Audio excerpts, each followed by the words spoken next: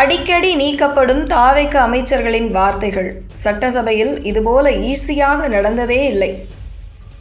ஆளும் கட்சி அமைச்சர்களின் பேச்சையே சட்டசபை அவைக்குறிப்பிலிருந்து நீக்கும் நிலைமை தாவேக அரசில் தொடர்கதையாக வருகிறது.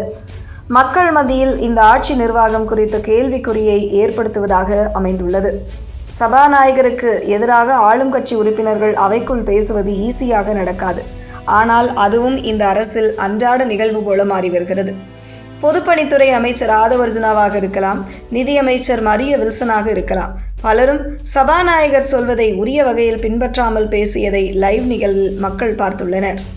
1991 முதல் 96 வரையிலான ஜெயலலிதாவின் முதலாவது ஆட்சி காலம் முடிந்து 1996ஆம் ஆண்டு திமுக கூட்டணி பெரும் வெற்றி பெற்று ஆட்சிக்கு வந்த நேரம் அது.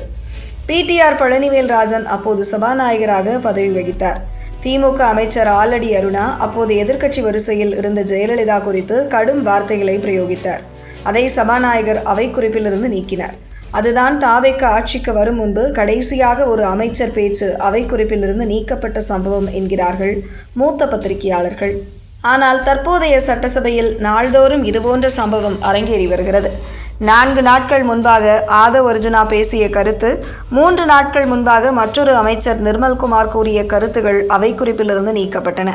அமைச்சர் வன்னியரசு இன்று பிரதமர் மோடி, உள்துறை அமைச்சர் அமித்ஷா பற்றி பேசிய கருத்தை நீக்க வேண்டும் என்று ஆதவ் அர்ஜுனாவே கோரிக்கை வைத்துள்ளார். சபாநாயகர் அமைச்சர்களிடையே இருந்த அவைக்குறிப்பு நீக்க விவாதம் இப்போது அமைச்சர்களிடையேயும் இடம்பெயர்ந்துள்ளது. சபாநாயகர் சார்பில்லாதவராக அவையை நடத்துவது என்பது நல்ல விஷயம்தான். ஆனால் ஆளும் கட்சி ஆதரவாளர்கள் பார்வையில் தங்கள் அமைச்சர்கள் அனுபவமின்றி பேசுவதால் தான் சபாநாயகர் தலையிடும் நிலை உருவாகி வருகிறது என்ற பேச்சு எழுந்துள்ளது.